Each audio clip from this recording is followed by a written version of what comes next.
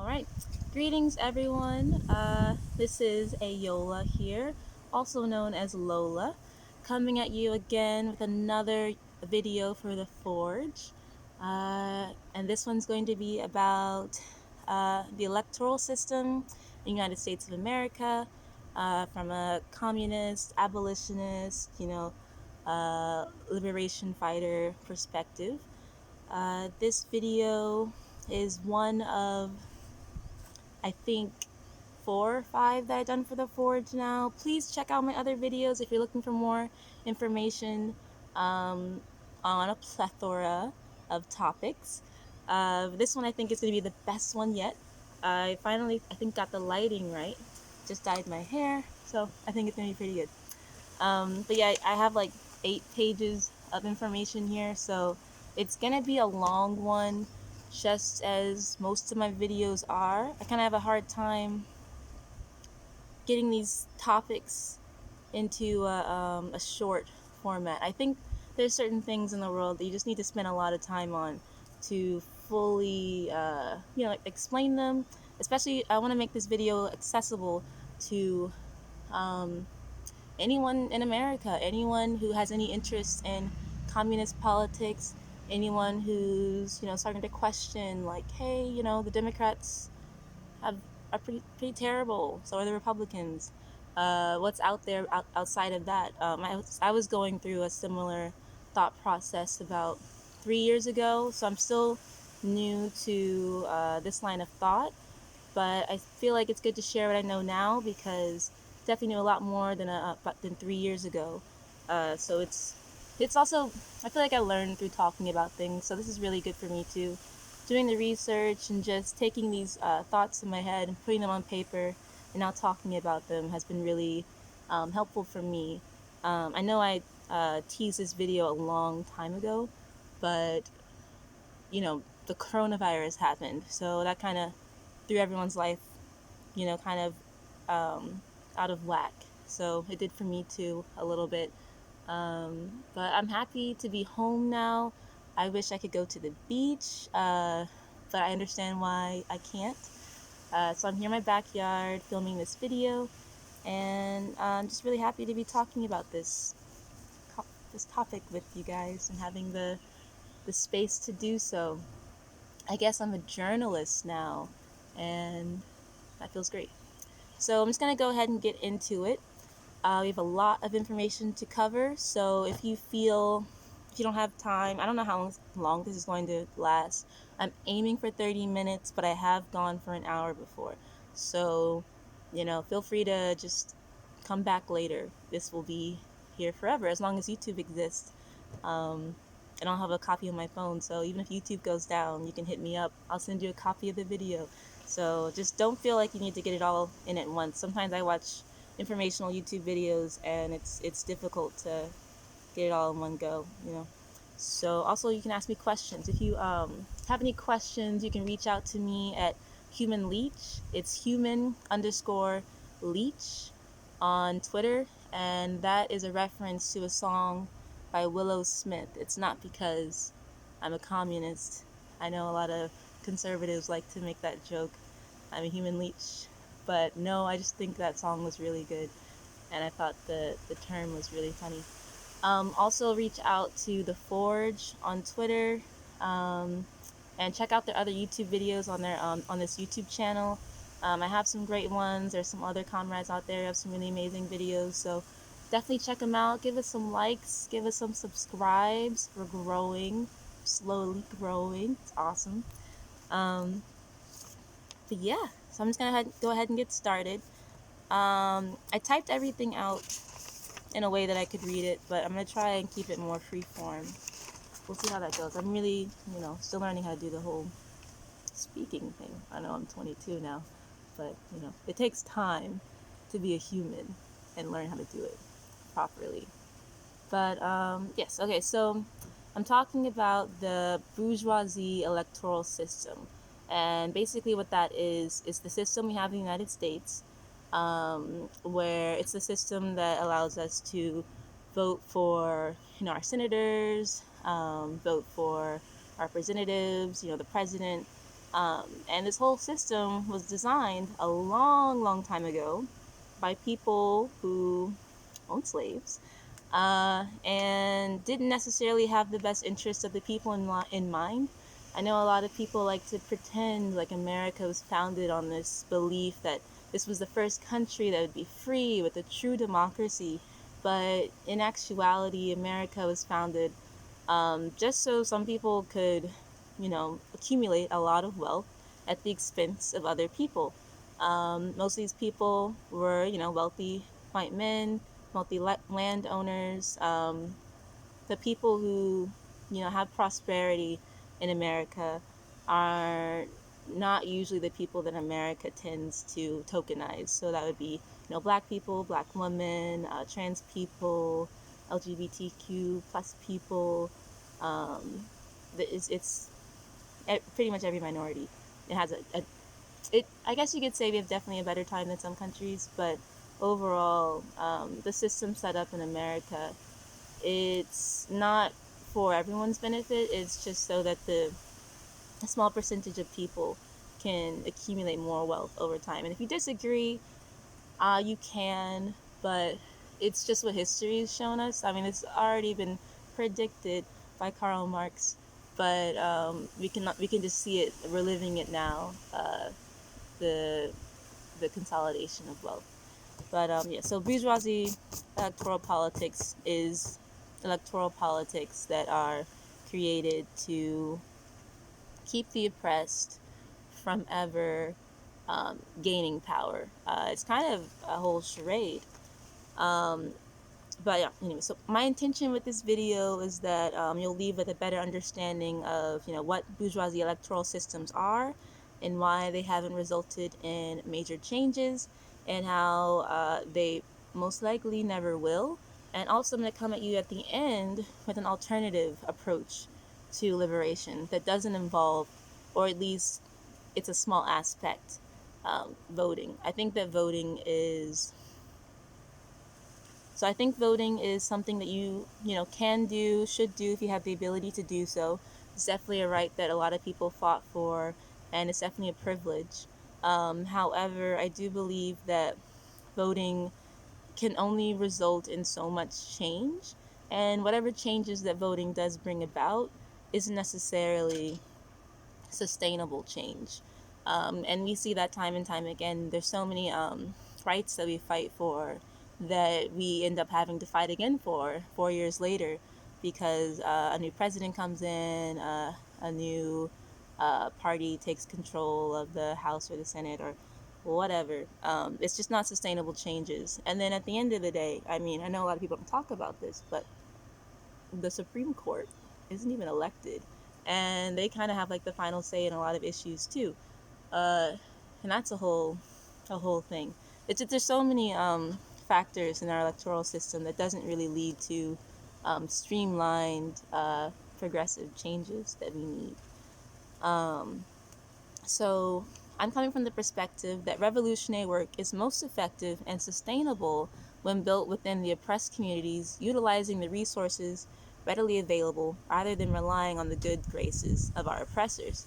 So it's my belief that instead of um, asking, the billionaires to, give us the money that we need, instead of asking for all these corporations to be more environmentally friendly, even, trying to vote for changes that might result in some type of changes to their destructive behaviors. I believe that the best work we can do is inside of our own communities with each other. Uh, I'm just not seeing a world where the 1%, the capitalists, the bourgeoisie, end up uh, giving us their material power. I also want to go ahead and define some terms, because I realize I'm throwing around capitalist bourgeoisie without actually explaining what I mean by that. And I think that's super important. Um, just because when I first started organizing, I remember, I guess it's just assumed that a lot of people know what a lot of these political terms are, but political education in the United States is really not that good, especially if you only have like a high school level. And that's what I had when I first got into this. So I didn't know what a bourgeoisie was. I still don't know how to spell it. I didn't know. I had a basic understanding of what capitalism was from, what hearing Bernie talk about, what he's talked about. He was the guy who got me into this sort of thing. But I'm very happy to say that I've moved beyond Bernie, beyond social democrat, because not that this is a video about, the flaws of being a social democrat, but I mean, it's just another way of saving capitalism, and capitalism shouldn't be saved. From a communist perspective, there's just no benefit to a system that operates based on profit. But anyway, here I go again. I want to define these terms before I get too deep into everything. So the first term I want to talk about is capitalist. So a capitalist is someone who generates their wealth not through their labor, but through their ownership of land, factories, banks, or even people. The ownership of people is something we witness in the United States prison system, where people are stripped of their human rights because they were claimed to have committed a crime. Even minor nonviolent crimes like not paying a parking ticket or being caught with a bit of marijuana. We in the United States, there's laws like the Three Strikes Law. There's just weird things that happen where you can not even commit a violent crime and be sentenced to many years in prison. I know this because there's a lot of information about this online, but I also have family members who have experienced this. Literally, like this much weed can land you jail time, and once you're in jail, certain corporations make money off of that. I have a video on the prison system, so definitely check that out if you're interested in learning about that. But yes, so those people who make money off of people in prison count to me as capitalists. This just goes with the definition. If you own something that generates wealth rather than actually, creating the wealth through your own labor. So yes. So the next thing I want to define are, the workers. Another word for workers is proletariat. And the worker is anyone who has to sell their labor in order to survive. So these would include, waitresses, house cleaners. This includes, teachers, doctors, artists, writers, philosophers, anthropologists, people who, develop a skill, use that skill to create something that they then have to, sell to make a living. These are people who do not make their money off of owning land or owning buildings or owning people or prisons. So those are the workers. I also would consider workers, I would consider these people in the class outside of the capitalist class. I would consider homeless people, people who can't work because of mental or physical disabilities, or people who cannot find and maintain work for whatever reason. If you're in a situation where you're just not making any money at all, for whatever reason, I wouldn't consider you a capitalist. It's I have a video on class society, but basically, America is in a class system. A system where there's people who you have the capitalists who own things to make money, and then the other class is the workers, the proletariat, homeless people, houseless people. That's it.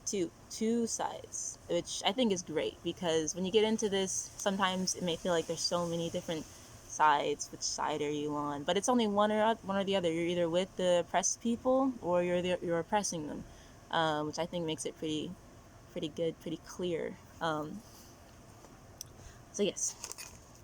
All right. Let's see. I also want to add in here that the American worker should have solidarity with the global working class. So this video is definitely tailored to American audience. However, I want us as Americans to realize that through our inherent identity, we're still globally I don't know, it's kind of hard to put this, but globally there's a lot of people outside of America that are directly suffering because of American oppression, intervention. There's just so many. I could make a whole video about that. But so when I say working class, I'm not talking about just the American working class. So whatever we do here, we need to make sure that it is not something that doesn't align with what benefits, global working class. And I'm just going to throw this in here.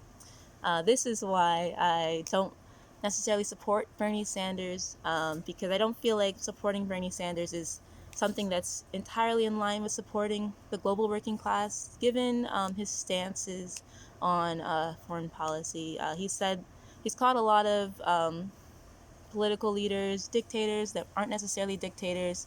A lot of I don't know. This is another reason why I don't support President Obama, because while he may have done a few things for the American working class, his international record is quite horrible. Workers internationally have been suffering from a lot of his policies uh, and decisions and choices. They're still suffering. Definitely would recommend you look into Libya if you're interested in learning more about that. But yeah, so as a communist, as a person who considers himself aligned with the international liberation movement, I think it's important that we include the global working class in our understanding of the working class. All right, so let's see. Okay, so I'm gonna complicate what I said before about there being two classes just a little bit. Just by throwing in there that technically you could say police sell their labor to survive, but they're not allies of the working class, even if they are technically workers. They are agents of the state, and while they may not necessarily hold all of the, terrible racist views that are attributed to cops, just inherently, waking up every day and choosing to support a justice system that is racist makes you complicit in a way that people who aren't police officers would be. So I want to just throw that in there. I also want to throw in, I know a lot of people in the military, are selling their labor, their lives, to get by, to feed their family, et cetera, et cetera. But I would also consider the military an enemy of the working class, the American military especially. So I don't hate everyone who is in the United States military. I just want to, openly say that a lot of the stuff that the U.S. military is doing is harming the planet, harming innocent people overseas, domestically on the border. Um, it's horrible, and I know not every job in the military is terrible, but when you're serving an institution, a state, America, when you're serving America, which is, a country founded on genocide, continually founded on genocide, and the destruction of the planet, it's not the best look. And I know absolutely that, people can leave these jobs, military, police officer, and turn their lives around, to dedicate their life to the struggle in a different way. And I appreciate that. So that's just something I want to add in there.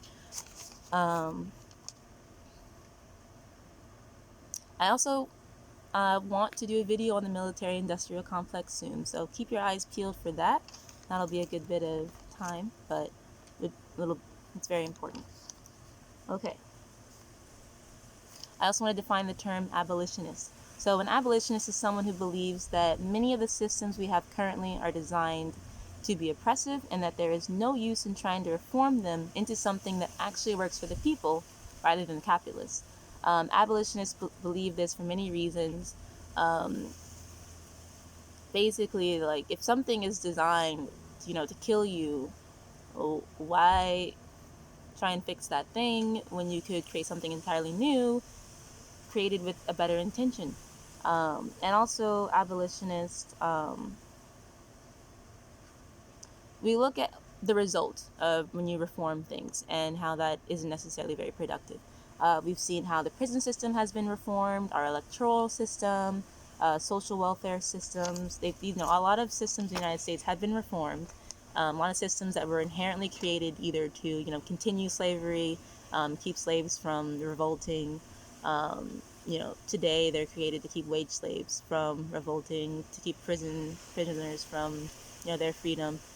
Um, we shouldn't be reforming these things. There's just no reason to reform something that's created to oppress you.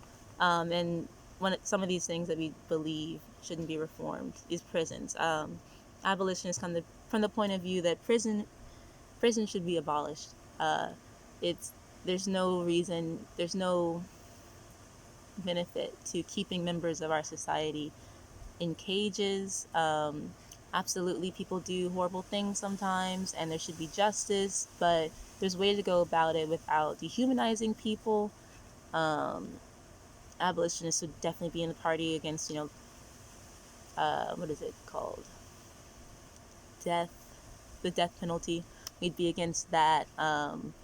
We don't believe in, an eye for an eye type of thing. We believe in rehabilitation. And if people do need to be kept away from society because they're doing something just so horrible, I don't think they need to be locked in like a concrete cage. It just doesn't seem morally like the best decision.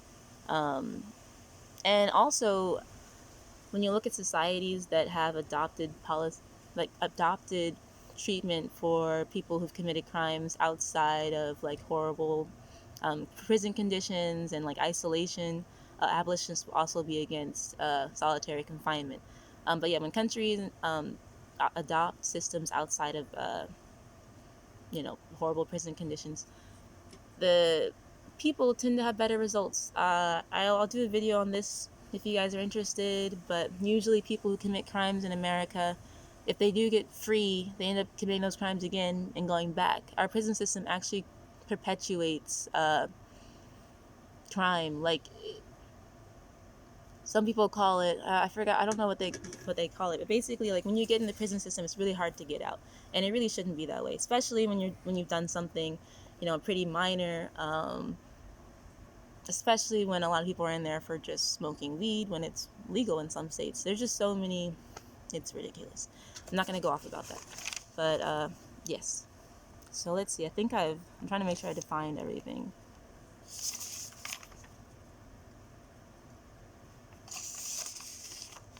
Okay, so I've pretty much defined everything. I hope that lengthy list of definitions was helpful.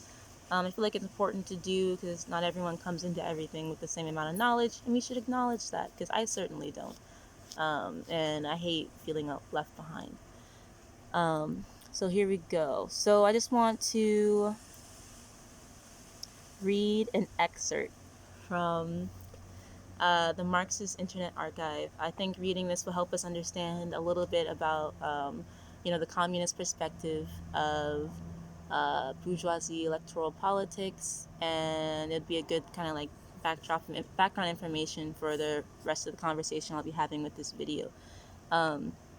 So this is a speech by Vladimir Lenin. I'll talk a little bit more about him, but basically he was an incredible leader during the Russian Revolution.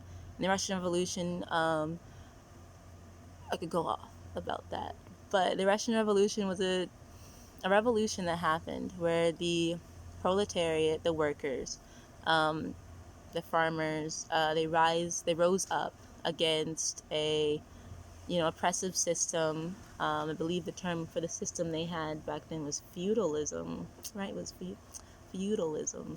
So they rose up against that, and they created a communist state. Well, socialist technically, it was, so here's some more terms. Socialist is basically when you have created a state where the workers own the means of production. But guess what? That's not it. When you own the means of production and you're a socialist, and here's another term. Means of production is basically anything that can generate wealth. So that'd be the factories, land. When the people collectively own this stuff that creates wealth, that would be socialism. However, when the workers own the means of production, you still kind of have the capitalist class that existed, and will create obstacles for the workers and try desperately to get their power back. And that's what we see in the Soviet Union, which did fall for a number of reasons. But definitely a great deal of that was because of capitalists from outside of the country, intervening in the Russian, in the Soviet Union to create obstacles for them. Um, and then they also had to fight, Nazi Germany. Millions of people died because of that, because they were fighting against Nazi Germany. So there's a lot of, once you become a socialist state, it's not, once the revolution happens, there's still a lot more work to be done. But once, this is the goal. Once you have a socialist state that then reaches a classless society, classless meaning there's no capitalist, there's no workers really. Everyone, there's no class, so there's no one who has, there's no division between workers and capitalists. A communist society is one. And I know people like to say communist utopia, but it's not a utopia. Humans have lived this way before, capitalism, feudalism. It's possible. Definitely on a large scale. It's something that I don't think we've seen before, but definitely possible. 100% worth trying. What's the point of running your head into a wall over and over again when you could, try not doing that, try doing something where everyone benefits. And in a communist society, everyone's needs are met. Everyone's has what they're, everyone, it's just a society where it's not built off of the need for profit. Like, it's not a society where we have to, cut down more and more trees to make more and more money for a smaller percent of people. Like, this is a society where genuinely the well-being of the planet is considered number one priority. Humanity, being healthy, happy, number one priority. Animals, stop, it's just, I think it's the next stage that humanity needs to cross over to if we don't want to go to being extinct. The next stage would be a communist humanity, a global. I mean, absolutely. I feel like each nation, each peoples have like their own needs and desires. So I'm not talking about like a new world order type of like communist whatever, but it's definitely possible for us to live in harmony with the planet and each other, and that would be communism. And it's not utopia. And if it is, I know they use the word utopia. I know conservatives use the word utopia to try and like um, make the communist objective seem unrealistic, but a lot of things seemed unrealistic, but we've done them. We've been to the moon. The Soviet Union did that first. Not first. Not true. Who did it first? America. America Soviet did it. Union went to the outer space first. Okay, so the Soviet Union went to outer space first, and imagine what the Soviet Union would have been able to do if they had as much funds as the United States had.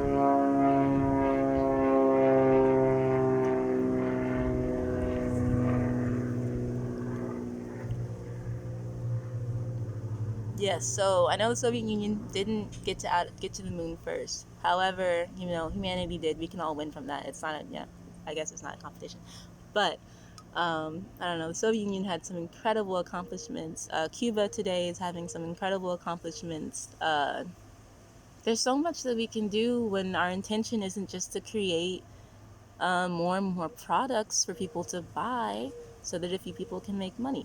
I guess I'm going off on a little tangent here, but anyway, I really love Lenin. That was the original point.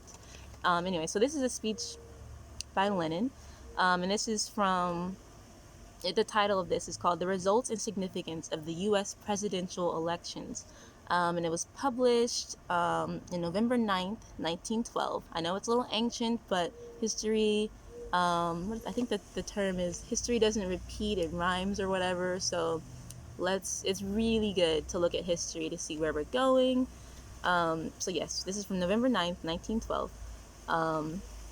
And it's translated by R. Simbala. thanks to all the translators out there. Uh, haven't had a global language. I guess English is the global language, but it's not. Okay.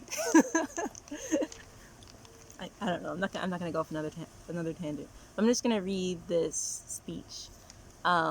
So here we go.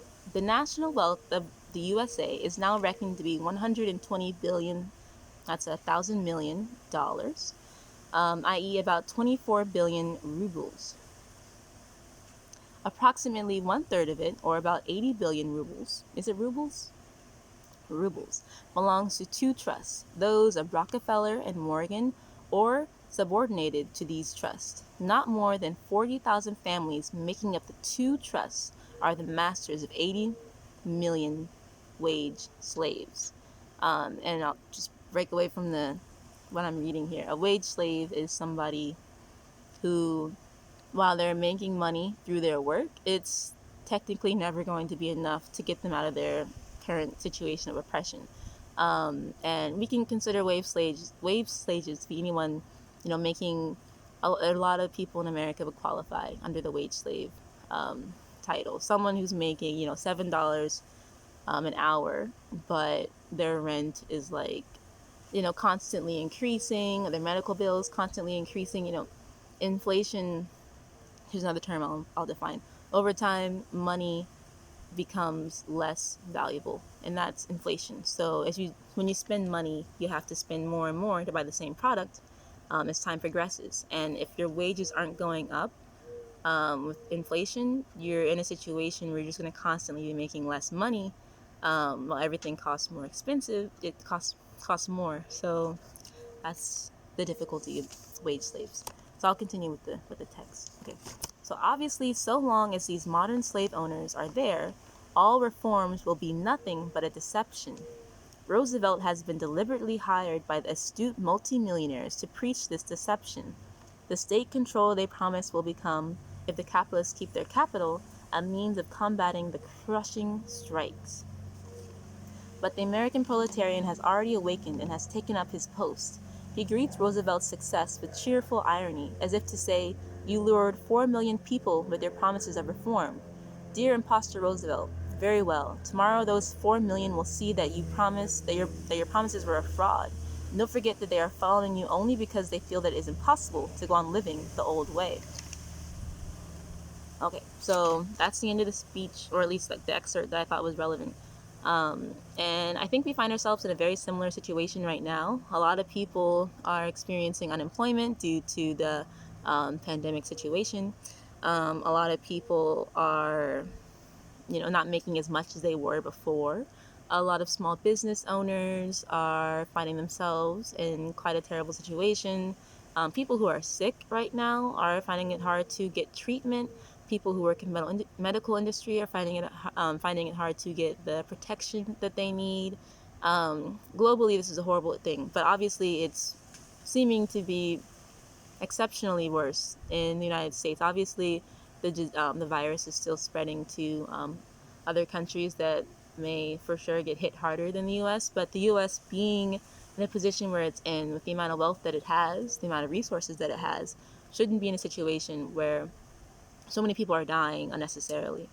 So many people are dying because they cannot afford treatment. Young people, old people, babies. I think there was an infant who died. But it's just really unnecessary.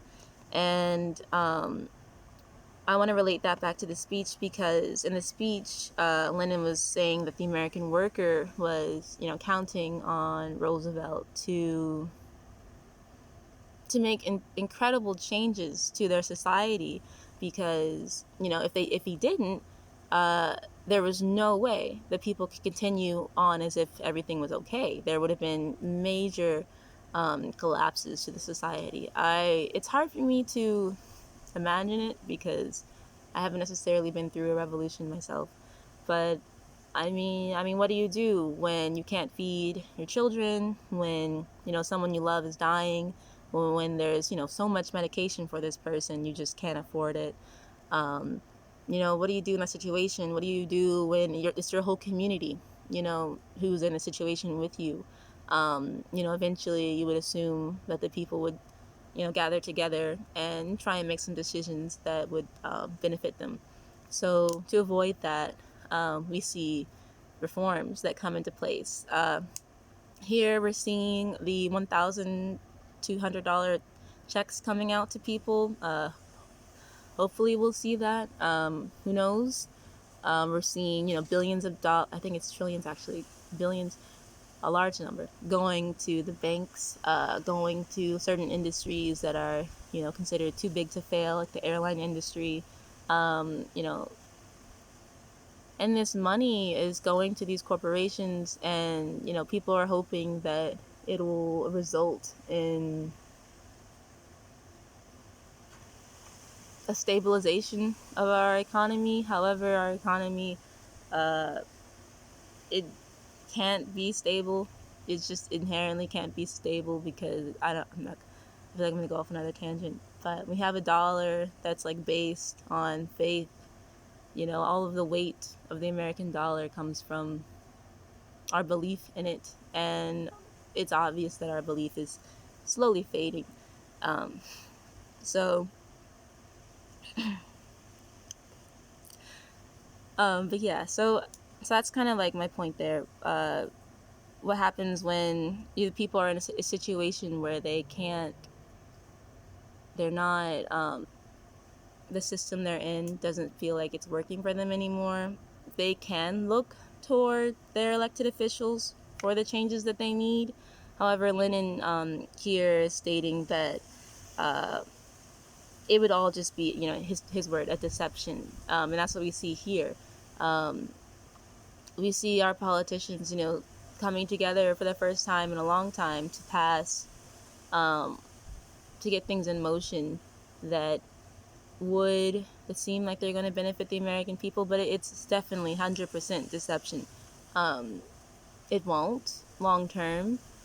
Just contributes to more inflation. It just prolongs the problem. And the sooner the American people, realize this and begin to direct our attention outside of our elected officials and more, into our own community, seeing like what we can do collectively, uh, rather than relying on our politicians, that is when changes can be brought about. And, obviously, I don't know exactly how this looks. The important thing is that the more people we bring into this conversation, the more of like a concrete image we can gather. But definitely the goal would be a revolution. And when we put all of our energy in crisis times to our elected officials, and when we direct our anger towards them, when we direct anything really toward our elected officials, non-elected officials too, um, it it's not necessarily a good use of our energy. It's much better used collectively, creating sustainable changes. I'll go into like what that looks like a little later. So, and this was from 1912, and already, Lenin was talking about how so much of the wealth in America was consolidated with just Rockefeller and J.P. Morgan. Um, and here we are today. Nothing's changed. It's much worse. Um, so I mean, we've done this before. The reforms that we've done this before, and it doesn't it never will work, and the planet doesn't have time. I'm not gonna go off about it, but definitely we need a revolution. So the next speech I'm gonna talk about is Malcolm X's speech, and this is his speech called "A Ballot or a Bullet." Um, So Malcolm X believed that the ballot box was parallel to a bullet and that both had the potential to severely change the course of the future of African Americans from one of oppression to one of self-determination. Malcolm X was a black nationalist, meaning that he felt it would be more important for black people to have a direct say in their economies and governments without interference from white capitalists, capitalists in general. Um, Black nationalism promotes black people supporting black businesses rather than supporting white-owned businesses that in no way positively affect the community. So some even directly oppose the community. These are corporations like Walmart and fast food stores, which hire black workers for a severe fraction of what their labor is worth and usually only sell low quality products manufactured by people of color overseas who are also being paid in a way that is wage slavery. Um,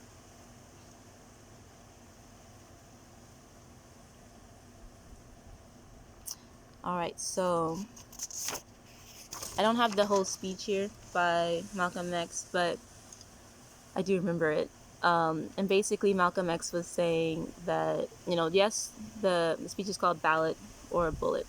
And I know it seems kind of like, intense. And a lot of people attribute Malcolm X with violence, but mostly, Malcolm X was just witnessing what was happening in his community. He was witnessing the violence against his people. He was witnessing, just incredible levels of oppression. And in the way he talked about it was definitely, um, it was just really spot on. It was just spot on. So a ballot or a bullet is talking about how the ballot box can be a weapon for the African American people, for oppressed people. However, in most cases, you're better off with a bullet. And by bullet, I like to believe, like that's just pretty much a blanket term for self-defense. And when you look at communities like Ferguson, you look at a lot of oppressed communities around the United States, they are experiencing genocide. And genocide is like, the targeted um, oppression of people, that results in like their death. And when you have, black people living in food deserts, when you have black people receiving very, very poor quality education, continuous like stereotyping in the media, it's just, the amount of black people of color in prison compared to their white counterparts who commit the same crimes is ridiculous. Um,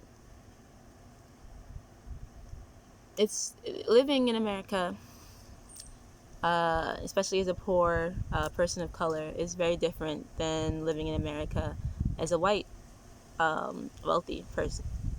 That's just how it is, and it leads to death a lot of times, and that's something we should definitely point out. So Malcolm X understood that the ballot box is only a fraction of like what we can do to fight for our liberation. And he believed that the most important thing, not the most important thing, but one of the most important things was supporting each other in our communities. And I guess that kind of leads me into my next point. So my solution to this whole thing, it's a abolitionist communist solution. This solution is called dual power. And dual power is when the working class creates systems that allow them to have power that begins to rival that of the state. When we look at the state, we see that their power mostly comes from their ability to organize armed bodies, so the military, the police, um, and we see them as we have a state in America that works really, really hard to keep the working class from making any like sustainable gains that lead to like their liberation, their progress, anything that would conflict with how the state is funded by corporations, capitalists. And by funded by corporation capitalists, I mean, a lot of our elected officials are receiving money from the very corporations that are destroying our environment, funding, making money off of our prisons, deliberately contributing to miseducation. By miseducation, I'm talking about education in the um, the uh, the school system. A lot of it is some of it's definitely necessary, but it's definitely whitewashed. You don't hear a lot about other countries internationally and their achievements, especially you won't hear much about American involvement in the destruction of these countries. I didn't hear much about how America has contributed to um, poverty in Latin America and has contributed to the oppression of the people there as they fight for their own um, liberation, post, slavery. Um, so, yeah, our state is funded by the capitalists. Um, yes. So, the solution is to build dual power. And dual power is the idea that the working class can have a fighting chance at liberating ourselves and the planet by building power outside of what the capitalist state can influence, control, tax, and monitor. I believe that we can collectively pool our limited resources in order to create systems that benefit the community in a way outside of capitalism. So, yes, that's what dual power is. I'm still, getting more familiar with the term, understanding how we can, truly build that outside of the capitalist state. It's definitely difficult. I mean, this whole thing is going to be incredibly difficult, but it's absolutely worth it if you'd like to see humanity continue, and the Earth. Earth will continue without us. It's just hopefully it'd be in this lush green state versus a apocalyptic wasteland, which is what we're going towards if we continue down the route of capitalism. So let's see. So dual power can manifest in many different ways. And I hope I'm getting this right, but one of the ways I think dual power could manifest is through cutting back on the expenses that we have. So a lot of us see our money go in, it goes straight out. America, whole economy is just based mostly on consumption. People, they work so much to get money to buy a lot of things that, I mean, definitely a lot of the things they would need in order to survive. But there's so many of the expenses that we have that have just been, a lot of people outside of America don't spend as much as we do on the things that we spend our money on. One of these things is groceries. So a lot of the land in America that people have, if you have the privilege to have like a house and front yard, backyard, a lot of that land is usually just green grass. And that could absolutely be, garden, which the whole community could benefit from. Instead of like walling ourselves off from our neighbors, we could have, these collective gardens, which would limit the expenses that we have on food, and it would, give us a lot more money to use towards there's a lot of things we could use that money for. But yeah, so definitely food, and then that leads us to our healthcare system. So the American healthcare system is another system in America that's for profit. I guess you could call it the pharmaceutical industrial complex. A lot of the medications that we take here, well, definitely can be necessary. You're spending so much for a pill that could have been made for, I don't know, $1. I'm sure there's some pills that maybe cost $20 to make, but that $20 pill may be sold to you for $100. I think, if you look into the cost of insulin in America, it's constantly going up. Meanwhile, people's wages aren't going up, so that's a whole other issue. I know everything can't be solved with plant medicine, but a great deal of things could be. And if we had people in our community who were putting time into learning how to grow crops and herbs that contributed to people's well-being, that could then be, I mean, hopefully, obviously free is awesome, but definitely sold for way less than you'd have to buy the same thing for a name brand pharmaceutical.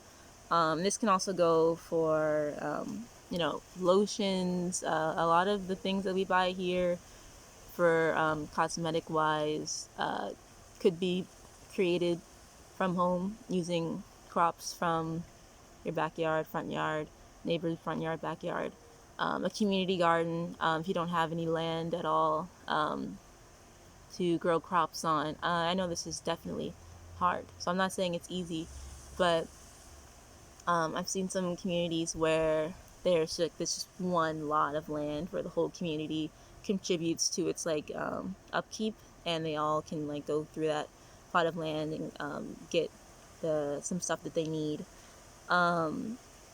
So that's just one example.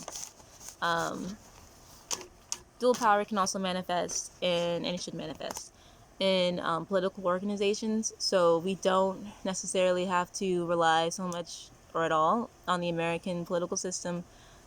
It's entirely possible to form our own and, elect people really democratically into those systems, create policies, agendas as a collective in that way. I mean, in order for us to have a revolution, that's definitely an important step to building dual power and to having a sustainable revolution. What we witness in America is a lot of different political organizations, a lot of them having the same agenda, just a few differences between them that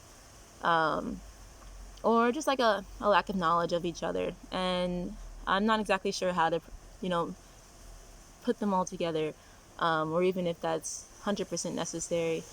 But I definitely believe that in order for us to have a successful revolution, we would need to have an organized vanguard, which would be an organized party, an organized group of people who are, incredibly well versed in the work that would need to go into having successful revolution. So yes. So I have let's see. So I have another quote from Lenin about dual power. Dual power is a term that was coined by him. And I'm referencing him a lot because he was one of the leaders that led a successful revolution. And during his time, the Soviet Union saw this incredible transformation from a land, where the people were incredibly oppressed to a land where the people were, were really, really, really making some strides to their liberation. So that's why I reference him. But I'm just going to throw this out there. Some other political leaders who you might want to look into if you're interested in some of this stuff would be Fidel Castro. A lot of these people I'm going to say, if you haven't looked into them yet, you might have like a knee-jerk negative reaction to them because of the American miseducation system. However, I would recommend looking into them deeper. Also, check your sources. A lot of the sources that you may find when you first Google, because first of all, Google is a corporation that isn't necessarily the best. And when you Google these people on Google who makes a lot of its money because of capitalism isn't going to support communist leaders. And you can look into this. Google search is really biased towards. I think it's even biased towards fascism if you look into it. I think during the during the I think it was the 2016 election, there's been some research done on how when you type in, Hillary Clinton, not that she's amazing, versus Trump, in the Google search engine, you would find a lot more supportive articles towards Trump versus Hillary, which it's just weird that a search engine would have a bias towards one person. But if you know me, you know that do not like Hillary Clinton. So this is not me saying they should have gave Hillary more support. I feel like it's just weird for them to pick a side at all. It should be, information should be unbiased when it should be factual, if you're a journalist like myself. If you're, trying to give people information, which is what Google does. But anyway, so if you're going to Google these people, here's what I would do. Check your sources. So this is a lot of work, but it's important. If you go to a website, look at who is founding that website, or you can even look at who's on the board of some websites too. And if that board or the people who run that website are people who have a record of making their money, if they're capitalist, you might want to maybe not trust that information, because the US does put out a lot of fake information.